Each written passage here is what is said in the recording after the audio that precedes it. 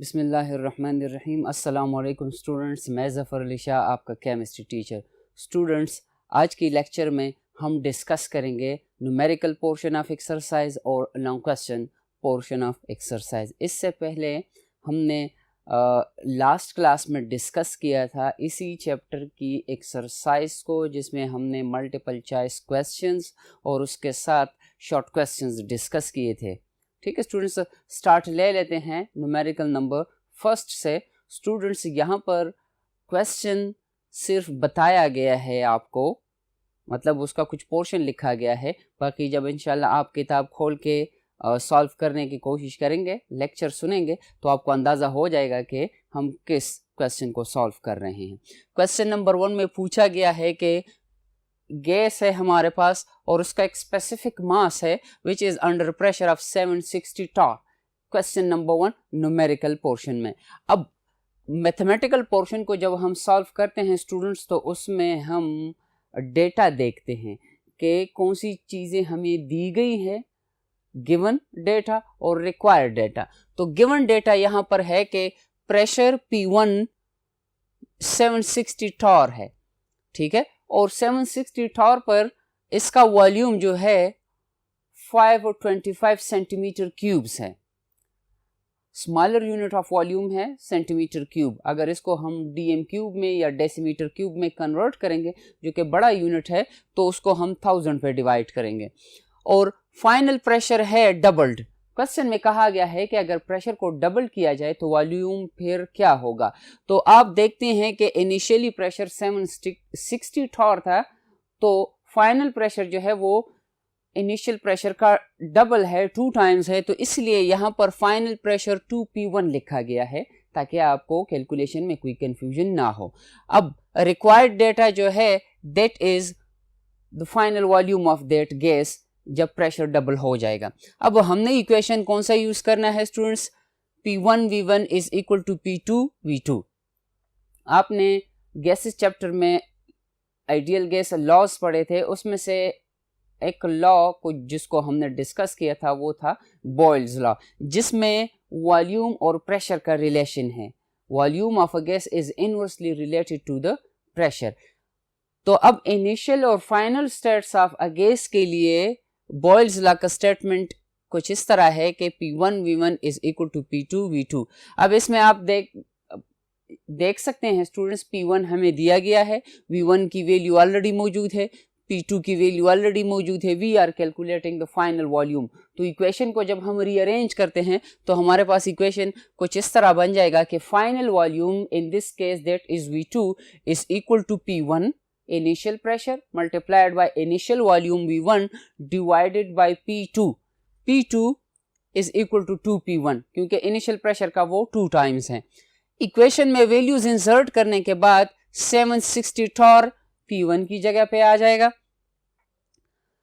Multiplied by 525 centimetre cube V1 की जगह पर आ जाएगा स्टूडेंट्स, और P2 की जगह पे हम लिखेंगे 2P1। तो 2 कांस्टेंट वैल्यू है, अपनी पोजीशन पर आ जाएगी, और P1 जो है that is 760 torr. Simple mathematics है स्टूडेंट्स, 760 टॉर को 760 टॉर के साथ कैंसिल कर लें और 525 सेंटीमीटर क्यूब को डिवाइड कर लें 2 पर, तो हमारे पास जो फाइनल वॉल्यूम होगा उस गैस का that is 262.5 centimetre cube. This is the answer to the question number first. इंतहाई आसान है स्टूडेंट्स, जस्ट रिवाइज करें, रिकॉल कर ले बॉयल्स लॉ को। स्टूडेंट्स, जब आप आंसर कैलकुलेट कर लें तो अगर इसको इसी तरह बॉक्स में बंद करेंगे तो ये सूटेबल होगा एग्जामिनर के लिए, ये अट्रैक्टिंग होगा। क्वेश्चन नंबर 2 में पूछा गया है स्टूडेंट्स हमसे कि हाइड्रोजन गैस का डिफ्यूजन रेट जो है एक पोरस प्लेट है। पोरस प्लेट का मतलब ये है कि जिसमें पोर्स हों, बारीक सुराख हों उसमें, तो उससे हाइड्रोजन गैस की डिफ्यूजन की स्पीड जो है दैट इज 500 सेंटीमीटर पर मिनट। 1 मिनट में 500 सेंटीमीटर डिस्टेंस कवर करता है हाइड्रोजन। टेम्परेचर उस वक्त है 0 डिग्री सेल्सियस, या केल्विन स्केल पर वो 273 केल्विन के बराबर होगा। ठीक है स्टूडेंट्स, आपको पता है कि जब हम सेल्सियस स्केल से केल्विन स्केल में जाते हैं तो हम सेल्सियस स्केल पर जो वैल्यू है टेम्परेचर की उसके साथ 273 ऐड करते हैं, तो 0 प्लस 273 इज इक्वल टू 273। अगर 25 डिग्री सेंटीग्रेड हो, 25 हो, तो 25 plus 273 is equal to 298 kelvin. और ये कैलकुलेशंस हमने एब्सोल्यूट जीरो चार्ल्स लॉ की एक्सप्लेनेशन में हमने की थी। तो स्टूडेंट्स, जो गिवन डेटा है from the question number 2, that is rate of diffusion of hydrogen 500 centimetre और टेम्परेचर 0 डिग्री सेल्सियस या 273 केल्विन। रिक्वायर्ड डेटा है कि calculate the diffusion rate of oxygen. Calculations board number 2 पे मौजूद है स्टूडेंट्स, आइए देखते हैं। स्टूडेंट्स, यहां पे जो इक्वेशन यूज होगा वो ग्राहम्स लॉ का इक्वेशन यूज होगा, जिसका स्टेटमेंट और मैथमेटिकल फॉर्म आपको पता है कि जिसमें हमने कहा था कि rate of diffusion of a gas is inversely related to the square root of density या molar mass of that gas. तो यहाँ पर दो गैसेस की कंपैरिजन की जा रही है, जिसमें फर्स्ट जो है RH is the rate of diffusion of hydrogen gas divided by, मैंने आपको बता दिया रेशो है तो डिवीजन होगी, divided by the rate of diffusion of oxygen gas which is equal to inverse relation है।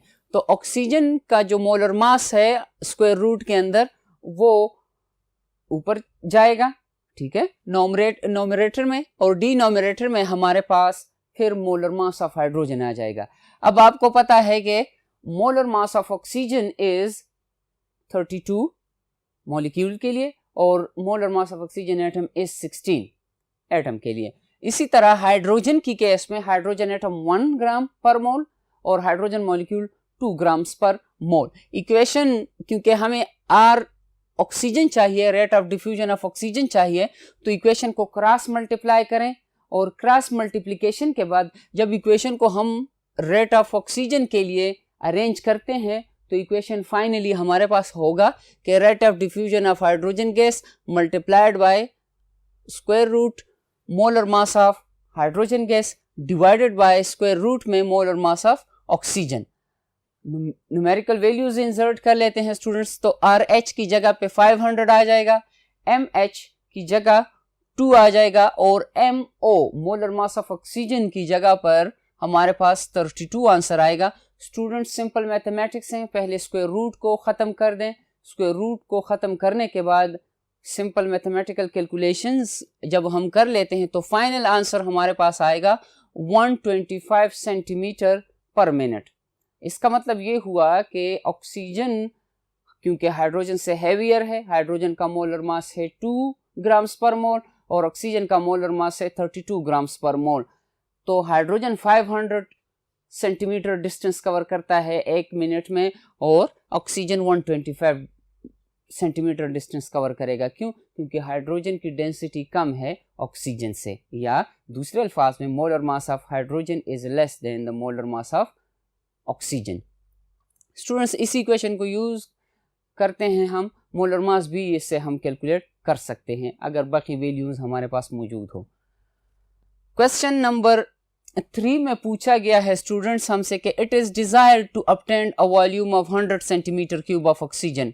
क्वेश्चन में ये पूछा गया है हमसे कि हमें 1000 सेंटीमीटर क्यूब वॉल्यूम रिक्वायर्ड है। ठीक है स्टूडेंट्स, क्वेश्चन का डेटा और उसमें फिर रिक्वायर्ड डेटा और गिवन डेटा कुछ इस तरह है। गिवन है कि वॉल्यूम हमारे पास कितना आना चाहिए, 1000 centimetre cube which is equal to 1 dm cube. Temperature हमारे पास होगा 100 डिग्री सेल्सियस, केल्विन स्केल पर वो 373 केल्विन के बराबर होगा। और क्योंकि इस कैलकुलेशन के लिए हमने फिर आइडियल गैस इक्वेशन को यूज करना है, तो उसमें जो आइडियल गैस कांस्टेंट है या यूनिवर्सल गैस कांस्टेंट जिसको हम कह सकते हैं, दैट इज कैपिटल R और उसकी न्यूमेरिकल वैल्यू है 0.0821 dm क्यूब atm पर मोल पर केल्विन, ये इसका यूनिट होगा। और प्रेशर 640 मिलीमीटर्स ऑफ मर्करी है। स्टूडेंट्स इक्वेशन हमने यूज करना है कौन सा, ideal gas equation, PV is equal to nRT। Question ये है यहां पर कि हमें कितने मोल्स चाहिए ऑक्सीजन के जिसका वॉल्यूम 1000 सेंटीमीटर क्यूब हो और वो टेम्परेचर और प्रेशर की कंडीशंस ऑलरेडी बताई गई हैं। Equation PV is equal to nRT, इस इक्वेशन को जब हम अरेंज कर लेते हैं for the number of moles तो बराबर हो जाएगा the product of pressure and volume divided by the product of ideal gas constant and temperature. Simple equation है, वैल्यूज हम इंसर्ट कर लेते हैं स्टूडेंट्स। 640 into 1000 सेंटीमीटर क्यूब है स्टूडेंट्स। तो इस इक्वेशन में हमने वॉल्यूम को सेंटीमीटर क्यूब से डेसीमीटर क्यूब में कन्वर्ट करना है। तो यहां पर वो स्टेप यहां पर होगा। अगर आप अपनी आसानी के लिए पहले ये स्टेप्स कर लें, वॉल्यूम को 1000 पर डिवाइड कर लें, 1 dm क्यूब आंसर आएगा। फिर वॉल्यूम V की जगह पे यहां पर 1 की वैल्यू आएगी। प्रेशर की केस में चूंकि प्रेशर 640 मिलीमीटर ऑफ मर्करी है, इसको हमने एटमॉस्फेरिक प्रेशर की यूनिट में कन्वर्ट करना है, तो 640 डिवाइडेड बाय 760 आपको यहां पर वो स्टेप करवाया गया है। आप स्टार्ट में भी कर सकते हैं और नीचे वही वैल्यूज होंगी RT, this is the value of R and this is the value of temperature in kelvin scale. ठीक है स्टूडेंट्स, तो सिंपल मैथमेटिक्स के बाद हमारे पास जो आंसर आएगा दैट इज 0.0275। इसके बाद रिजल्ट्स में आप इस तरह लिख सकते हैं कि टू ऑब्टेन या to gain 100 centimetre cube of volume for oxygen we need 0.0275 moles of oxygen. कब, कितने टेम्परेचर पर, 100 डिग्री सेल्सियस पर। ठीक है स्टूडेंट्स, तो ये हमने क्वेश्चन नंबर 3 को कैलकुलेट किया जिसका आंसर 0.0275 मोल्स था ऑक्सीजन की केस में। क्वेश्चन नंबर 4 में क्या पूछा गया है बोर्ड नंबर 3 पे देखते हैं स्टूडेंट्स। क्वेश्चन नंबर 4 में बताया गया है हमें या पूछा गया है हमसे कि calculate the density of methane gas at 0 degree Celsius and 1 atmospheric pressure. हमें कंडीशंस बताए गए हैं कि टेम्परेचर 0 डिग्री सेल्सियस है, एटमॉस्फेरिक प्रेशर 1 है, 1 एटमॉस्फेरिक प्रेशर है, डेंसिटी कैलकुलेट करनी। ठीक है स्टूडेंट्स, अब इक्वेशन से ये तो बार बार रिपीट हो रहा है कि जब भी न्यूमेरिकल आप कैलकुलेट करें तो आपने डेटा कलेक्ट करना है क्वेश्चन से, जिसमें से रिक्वायर्ड डेटा होगा और गिवन डेटा होगा। गिवन डेटा में दिया गया है temperature that is 0 degree Celsius, kelvin scale पर 273 होगा, क्योंकि सिस्टम इंटरनेशनल में टेम्परेचर के लिए जो यूनिट इस्तेमाल हो रहा है दैट इज केल्विन। उसके बाद प्रेशर जो है 1 एटमॉस्फेरिक प्रेशर है। रिक्वायर्ड क्या है स्टूडेंट्स, डेंसिटी है। अब कंफ्यूजन आपके लिए यहां पर होगी कि कौन सा इक्वेशन यूज करें। सिंपल गैसेस चैप्टर में जब भी आपसे डेंसिटी ऑफ गैस की इंफॉर्मेशन मांगी जाए, मोलर मास की या कंसंट्रेशन की, तो आपने आइडियल गैस इक्वेशन ही यूज करना है। You know that ideal gas equation is PV is equal to nRT। Students, P pressure को रिप्रेजेंट कर रहे हैं, V वॉल्यूम को, N नंबर ऑफ मोल्स को, R ideal gas constant and T temperature. इस इक्वेशन में अगर आप देखते हैं नंबर ऑफ मोल्स जो है that is equal to mass in gram divided by molar mass. Mass in gram को स्मॉल m से रिप्रेजेंट करते हैं students, molar mass of the gas को कैपिटल M से हम रिप्रेजेंट करते हैं। अब n की जगह पर मोलर मास और मास इन ग्राम की वैल्यूज इंसर्ट कर ले हम, तो product of pressure and volume is equal to small mRT divided by capital M। mass in gram multiplied by RT divided by molar mass of that gas is equal to, अब equation को हम rearrange कर रहे हैं density के लिए, तो ये जो m है स्टूडेंट्स राइट साइड पर ये मल्टीप्लाई होकर लेफ्ट साइड पर आ जाएगा। क्यों? क्योंकि we are arranging the equation for the density. तो इक्वेशन बन जाएगा कि PVM is equal to mRT। ठीक है स्टूडेंट्स, अब इस इक्वेशन में हमने मास इन ग्राम को और वॉल्यूम को एक साइड पर रखना है। क्यों? ताकि हम उससे डेंसिटी कैलकुलेट कर सकें। And you know that density is equal to mass per unit volume. तो इक्वेशन जब अरेंज हो जाएगा हमारे पास वो आ जाएगा स्टूडेंट्स के Pm is equal to MRT, Pm is equal to MRT by V। तो स्टूडेंट्स हमने ये फाइंड किया या हमें पता है कि density is equal to mass per unit volume. अब m बाई v की जगह हमने d को इंसर्ट करना है, तो Pm is equal to DRT, P pressure and m is the molar mass of that gas, in this case methane gas. Finally हमारे पास d की वैल्यू आ जाएगी या इक्वेशन उसके लिए आ जाएगा कि Pm is divided by RT। अब इक्वेशन डेवलप हो गया स्टूडेंट्स, जिसको आप रेड बॉक्स में देख सकते हैं। जस्ट वैल्यूज इंसर्ट कर ले and you will get the density of methane gas. Pressure कितना है?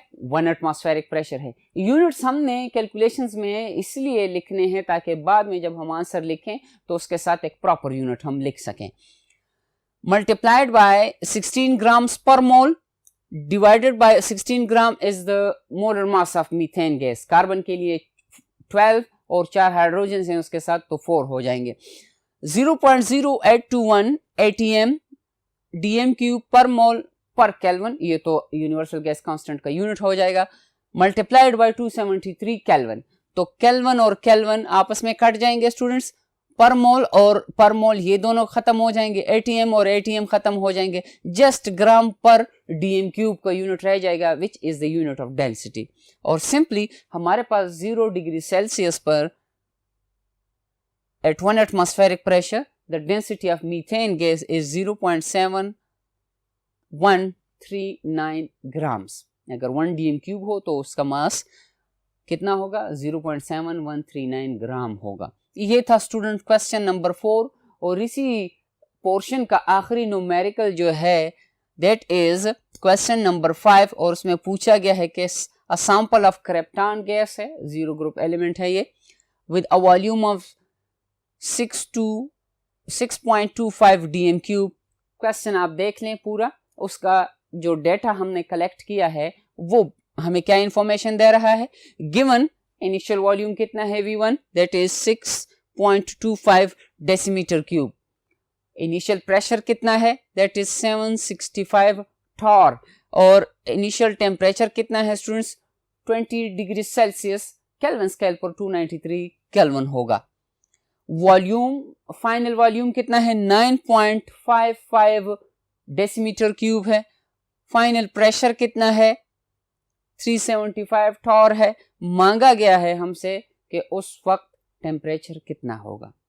क्वेश्चन डेटा से अब हम कैसे क्वेश्चन बनाएंगे, हमें बताया गया है कि किसी क्रिप्टॉन गैस का वॉल्यूम 6.25 है, प्रेशर 765 टॉर है, उस वक्त टेम्परेचर 20 है। अगर उसकी वॉल्यूम को हम कन्वर्ट कर लें 9.55 DM क्यूब में, उस वक्त प्रेशर कितना होगा, 375 होगा। मांगा गया है कि टेम्परेचर उस वक्त कितना होगा। तो जब हम आइडियल गैस को अरेंज करते हैं, लिखते हैं for initial and final states, तो उसमें से R दोनों में कांस्टेंट है, तो इनिशियल स्टेट में और फाइनल स्टेट में R कांस्टेंट है, कॉमन है, सेम है। तो इक्वेशन हमारे पास फिर रह जाएगा जब हम कंपैरिजन कर लेंगे, ठीक है, दोनों इक्वेशंस को for the final states and initial states. ये कैलकुलेशन की गई है ऑलरेडी, किताब में डिस्कशन की गई है आपके साथ। P1 V1 divided by T1 is equal to P2 V2 divided by T2। P1 V1 and T1 are the pressure, volume and temperature initial state के लिए, और P2 फाइनल स्टेट के लिए। इसी तरह V2 और T2 भी। इक्वेशन जब अरेंज हो जाएगा तो वो रह जाएगा T2 is equal to final pressure multiplied by final volume multiplied by initial temperature divided by final initial pressure multiplied by initial volume. तो स्टूडेंट्स ये इक्वेशन आप यूज करेंगे, वैल्यूज इंसर्ट कर लो, you will get the answer. ठीक है students, इसलिए ये इक्वेशन यहाँ पर आपकी समझ के लिए मैं डेटा और रिक्वायर्ड डेटा आपको बता दिया मैंने, लेकिन कैलकुलेशंस आपने खुद करनी है यहाँ पर, क्योंकि इससे पहले हम जो 4 क्वेश्चंस कैलकुलेट कर चुके हैं उसमें तकरीबन यही सारी बातें ऑलरेडी डिस्कस की गई है आपके साथ। ठीक है स्टूडेंट्स, एक्सरसाइज का जो नेक्स्ट पोर्शन है दैट इज डिस्क्रिप्टिव क्वेश्चन, या जिसको हम लॉन्ग क्वेश्चंस कह सकते हैं, वो डिस्कस करते हैं। आइए बोर्ड नंबर 1 की तरफ चलते हैं। स्टूडेंट्स, न्यूमेरिकल पोर्शन डिस्कस करने के बाद हम डिस्कस करेंगे लॉन्ग क्वेश्चंस को। लॉन्ग क्वेश्चंस में तकरीबन सारे वही क्वेश्चंस हैं जो हम टॉपिक्स में डिस्कस कर चुके हैं। ठीक है स्टूडेंट्स, तो वजाहत होगी ओरली थ्योरेटिकली, बाकी इंशाल्लाह जब आप चैप्टर रीड करेंगे आपको एक्सरसाइज हल करना फिर आसान होगा। अब students, long question number first के पार्ट ए में हमसे पूछा गया है कि explain the concept of diffusion and diffusion. You know that diffusion and diffusion are the properties of gases. In this case diffusion spontaneous mixing है, effusion भी spontaneous mixing है लेकिन through a hole of molecular size. Diffusion में hole से passing की बात नहीं है, जैसे बर्स्टिंग ऑफ टायर, टायर गाड़ी का टायर, बस की टायर फट जाता है तो फिर वो डिफ्यूजन है, लेकिन पंक्चरिंग ऑफ टायर जो है वो इफ्यूजन है। तो इसकी वजाहत ऑलरेडी की गई है आपके साथ। और सेकंड में पूछा गया है कि according to kinetic molecular theory Graham's law of diffusion को कैलकुलेट कर लें। मतलब जो गैस लॉज हम ऑलरेडी पढ़ चुके हैं चैप्टर में, उन गैस लॉज की कैलकुलेशन है, मैथमेटिकल कैलकुलेशन है। किस थ्योरी से? Kinetic molecular theory of gases से, कि उसकी बेस पर हम इन लॉज को कैलकुलेट करें मैथमेटिकली कि आया ये लॉज गलत हैं या ठीक है। वो ऑलरेडी हो गई है ये डिस्कशन। सी में कहा गया है कि rate of diffusion of a gas through pin hole calculate कर लें। उसमें से ये है कि कोई गैस है, अननोन गैस है, उसका रेट ऑफ डिफ्यूजन जो है that is 0.279 times that of hydrogen. तो फिर कहा गया है कि जो अननोन गैस है उसका मोलर मास कैलकुलेट कर लें। तो मैथमेटिकली स्टूडेंट्स पार्ट सी का जो आंसर है, हमने ग्राहम्स लॉ ऑफ डिफ्यूजन को यूज करना है इस कैलकुलेशन के लिए, जिसमें आपको पता है कि R1 is the rate of diffusion of gas 1, R2 is the rate of diffusion of gas 2, which is equal to under root या स्क्वायर रूट में मोलर मास ऑफ गैस 2 है डिवाइडेड बाय स्क्वायर रूट में molar mass of gas 1 है। इस case में R1 जो है that is the rate of diffusion of hydrogen, R2 जो है वो अननोन गैस है जिसका जो स्पीड है या रेट ऑफ डिफ्यूजन जैसे क्वेश्चन में बताया गया है कि 0.279 टाइम्स दैट ऑफ ऑक्सीजन है, दैट ऑफ हाइड्रोजन है। तो हाइड्रोजन के लिए हम रेट ऑफ डिफ्यूजन 1 यहाँ पे कंसिडर करेंगे और उस गैस के लिए 0.279 क्वेश्चन में बताया गया है। अब इसी इक्वेशन को स्टूडेंट्स हमने अरेंज किया है molecular mass of that unknown gas के लिए, लेकिन अगर आप देखते हैं यहाँ पर स्क्वायर रूट का फैक्टर है, तो इस स्क्वायर रूट के फैक्टर को ख़त्म करने के लिए हम इक्वेशन के दोनों साइड्स का स्क्वायर लेंगे। तो जब हम स्क्वायर लेंगे तो ये स्क्वायर रूट आप जानते हैं मैथमेटिकली कि square root is equal to half. तो जब इसका हम स्क्वायर लेंगे तो ये स्क्वायर रूट्स ख़त्म हो जाएंगे, लेकिन R1 और R2 2 टाइम बन जाएगा। मतलब R1 से R1 स्क्वायर में कन्वर्ट हो जाएगा जैसे इसमें। ठीक है स्टूडेंट्स, और R2 आप यहाँ पर देख सकते हैं। फाइनल इक्वेशन हमारे पास है कि molecular mass of that gas जो कि हम कैलकुलेट कर रहे हैं is equal to R1 square, rate of diffusion of hydrogen और उसका square, multiplied by molecular mass of hydrogen, in this case this is 2, divided by R2 square 0.279 multiplied by 0.279, या उसका स्क्वायर आप लेंगे, वैल्यूज इंसर्ट कर लें, you will gate the molar mass of that gas which is approximately equal to 25 grams। ठीक है students, ये था पार्ट सी का आंसर। पार्ट 2 क्वेश्चन में उसके फर्स्ट पार्ट में हमसे ये पूछा गया है कि Dalton's law of partial pressure के बारे में क्वेश्चन है कि what is Dalton's law of partial pressure, उसका मैथमेटिकल प्रूफ क्या है, मैथमेटिक इक्वेशन हमने उसके साथ लिखना है। और अगर लॉन्ग क्वेश्चन में फर्ज कर लो ये क्वेश्चन आ जाता है, कोई पार्ट नहीं है उसके साथ, तो 1 या 2 उसके साथ एग्जांपल्स आपने लिखने होंगे। और ये डिस्कशन ऑलरेडी आपके साथ की गई है जिसमें आपको बताया गया था कि अगर हमारे पास मिक्सचर ऑफ गैसेस हो, फॉर एग्जांपल हम कहते हैं कि हीलियम है, ऑक्सीजन है और कार्बन डाइऑक्साइड है। इन गैसेस को अगर हम मिक्स करें तो जो टोटल प्रेशर होगा इस केस में, उसमें ऑक्सीजन का अपना पोर्शन होगा, कार्बन डाइऑक्साइड का अपना पोर्शन होगा और हीलियम का अपना पोर्शन होगा, लेकिन कलेक्टिवली जो टोटल प्रेशर होगा वो ज्यादा होगा। This is Dalton's law of partial pressure. Part B में पूछा गया है कि एब्सोल्यूट जीरो क्या है, what is absolute zero scale, और उसके साथ साथ ये पूछा गया है कि इसकी सिग्निफिकेंस क्या है। और जो इस क्वेश्चन से रिलेटेड इंफॉर्मेशन है वो ये है कि केल्विन स्केल से हम सेल्सियस स्केल में कैसे जाएंगे और सेल्सियस से हम केल्विन में कैसे जाएंगे। और थर्ड जो है कि what pressure is exerted by, ये न्यूमेरिकल पोर्शन है। दोनों क्वेश्चन में पार्ट सी जो है वो न्यूमेरिकल पोर्शन है। पूछा गया है कि what pressure is exerted by 2 gram of helium, 16 gram of oxygen and 10 gram of carbon dioxide.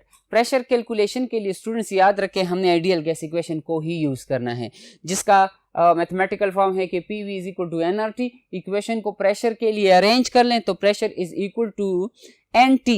NT का मतलब है total number of moles multiplied by RT divided by V। अब टोटल नंबर ऑफ मोल्स हमारे पास इस equation में कैसे आएंगे, आपने हीलियम की जो ग्राम्स दिए गए हैं हमें उनको मोल्स में कन्वर्ट करना है divided by the molar mass of helium. इसी तरह ऑक्सीजन 16 ग्राम है divided by the molar mass of oxygen. फिर कार्बन डाइऑक्साइड है divided by the molar mass of carbon dioxide which is 44 in this case. ठीक है, तो नंबर ऑफ मोल्स फाइंड हो जाएंगे। फिर आपके पास total number of mole is equal to number of moles of helium plus number of moles of oxygen plus number of moles of carbon dioxide. तीनों को ऐड कर लें, वो न्यूमेरिकल वैल्यू यहां पर इंसर्ट कर लें। आइडियल गैस की वैल्यू 0.0821, टेम्परेचर की वैल्यू दी गई है क्वेश्चन में, वॉल्यूम आपको दिया गया है क्वेश्चन में, सिंपल मैथमेटिक्स है, कैलकुलेट कर लें। ठीक है स्टूडेंट्स, क्वेश्चन नंबर 3 में क्या पूछा गया है आइए बोर्ड नंबर 2 पे देखते हैं। क्वेश्चन नंबर 3 का पार्ट ए है स्टूडेंट्स के find out the relation between average kinetic energy and temperature. मतलब ये है कि काइनेटिक एनर्जी ऑफ गैसेस पर टेम्परेचर का क्या इफेक्ट है। ये इफेक्ट हम काइनेटिक मॉलिक्यूलर थ्योरी में डिस्कस करते हैं। ठीक है, अगर हम किसी गैस को टेम्परेचर दे देते हैं तो उन मॉलिक्यूल्स की काइनेटिक एनर्जी बढ़ जाएगी, नंबर ऑफ कोलिजन्स बढ़ जाएंगे और उनका वॉल्यूम एक्सपेंड होगा। ये इंफॉर्मेशन डिस्कस्ड है ऑलरेडी। पार्ट बी में पूछा गया है स्टूडेंट्स लिक्विफेक्शन ऑफ गैसेस है कि हम गैसेस को कैसे लिक्विफाई करते हैं, हम गैसियस स्टेट से लिक्विड स्टेट में कैसे जाएंगे, by applying high pressure and bye lowering the temperature. तो उसमें कौन सा मेथड हमने डिस्कस करना है, लिंड्स मेथड ऑफ लिक्विफेक्शन। ठीक है, जिसमें कंप्रेसर है और फिर उसको एक्सपेंड किया जाता है, जॉउल थॉम्सन इफेक्ट यहां पर अप्लाई होगा। और क्वेश्चन 3 पार्ट सी में पूछा गया है कि give 2 points of evidences of non ideality. इस क्वेश्चन का मतलब ये है स्टूडेंट्स के 2 रीजंस बता दें सबूत के तौर पर जो गैसेस की नॉन आइडियलिटी को एक्सप्लेन करे कि गैसेस आइडियल बिहेवियर क्यों शो नहीं करती। इसलिए हम कहते हैं कि 2 पॉइंट्स हैं। नंबर 1 कि गैस मॉलिक्यूल्स का वॉल्यूम है। Kinetic molecular theory of gases में ये कहा गया था कि the volume of gas molecules is negligible, उनको नेग्लेक्ट किया गया था, लेकिन उनको हम नेग्लेक्ट नहीं कर सकते। कब? At low temperatures and higher pressures. और सेकंड पॉइंट ऑफ एविडेंस जो था वो ये था कि वहां पर कहा गया था काइनेटिक मॉलिक्यूलर थ्योरी में कि there are no forces of attraction between the gas molecules, but there are forces of attraction when at higher pressures and lower temperatures. तो ये 2 एविडेंसेस जो वैन डर वाल्स इक्वेशन को हमने discuss किया था उसमें ये 2 पॉइंट हमने डिस्कस किए थे नॉन आइडियलिटी को एक्सप्लेन करने के लिए। और क्वेश्चन नंबर 4 में पूछा गया है कि वैन डर वाल्स इक्वेशन आप लिख लें और उसमें से बता दें कि किस किस पोर्शन में एडिशन की गई है। Ideal gas equation PV = nRT को वैन डर वाल्स ने मॉडिफाई किया था, मॉडिफिकेशंस क्या थी उनके बारे में क्वेश्चन है, जिसमें हमने प्रेशर और वॉल्यूम करेक्शंस किए थे। पार्ट बी जो है स्टूडेंट्स उसमें पूछा गया है कि जब कंप्रेस्ड गैस को एक्सपेंड किया जाता है तो वो गैस क्यों ठंडी हो जाती है। जॉउल थॉम्सन इफेक्ट का क्वेश्चन है स्टूडेंट्स। हम कहते हैं कि जब हम गैसेस को कंप्रेस्ड करते हैं तो वो गैसेस गर्म हो जाती हैं। जब उनको हायर प्रेशर की रीजन से अलाउ किया जाता है लो प्रेशर रीजन में तो वो हवा या गैस जो है वो ठंडी होगी। क्यों? इसलिए हम कहते हैं कि जब कंप्रेस्ड गैस मॉलिक्यूल्स होंगे उनमें फोर्सेस ऑफ अट्रैक्शन डेवलप हुई होती हैं। अब वो एक दूसरे से दूर जाने के लिए उनको एनर्जी रिक्वायर्ड है, वो एनर्जी वो गैस अपनी मॉलिक्यूल से ही गेन कर लेता है, जिससे वो गैस के मॉलिक्यूल्स एक्सपेंशन पर ठंडे हो जाते हैं, जॉल थॉम्सन इफेक्ट। और आखिर में प्लाज्मा का पूछा गया है, इंफॉर्मेशन रिगार्डिंग द प्लाज्मा, जिसमें हम प्लाज्मा को इंट्रोड्यूस करते हैं, डिफाइन करते हैं, ओरिजिन की बात करते हैं और इसकी प्रॉपर्टीज़ और एप्लीकेशंस की बात करते हैं। चैप्टर की आखिर में इसके लिए अलग टॉपिक है। और आखिरी क्वेश्चन जो है स्टूडेंट्स पूछा गया है हमसे कि what are the statements, what are the points और postulates of kinetic molecular theory of gases. हमने तकरीबन 8-9 पॉइंट्स डिस्कस किए थे, चैप्टर की स्टार्ट में मौजूद हैं। पार्ट बी में ग्राहम्स लॉ डेरिवेशन की बात की गई है कि how you can derive Graham's law of diffusion from kinetic molecular theory of gases। यही क्वेश्चन लॉन्ग क्वेश्चंस की स्टार्ट में भी दिया गया है, मतलब ये रिपीटेड है। और आखिर में पार्ट सी में एब्सोल्यूट ज़ीरो स्केल की बात की गई है, जिसको हम एक्सप्लेन करते हैं on the basis of Charles law. ठीक है स्टूडेंट्स, तो स्टूडेंट्स आज की लेक्चर में हमने गैसेस चैप्टर का जो एक्सरसाइज था उसके 2 पोर्शन डिस्कस किए, जिसमें न्यूमेरिकल पोर्शन था और लॉन्ग क्वेश्चन या डिस्क्रिप्टिव क्वेश्चंस थे, उसमें से हमने 2 न्यूमेरिकल्स कैलकुलेट किए। इंशाल्लाह स्टूडेंट्स नेक्स्ट लेक्चर में नए टॉपिक के साथ हाजिर होंगे, तब तक के लिए अल्लाह हाफिज़।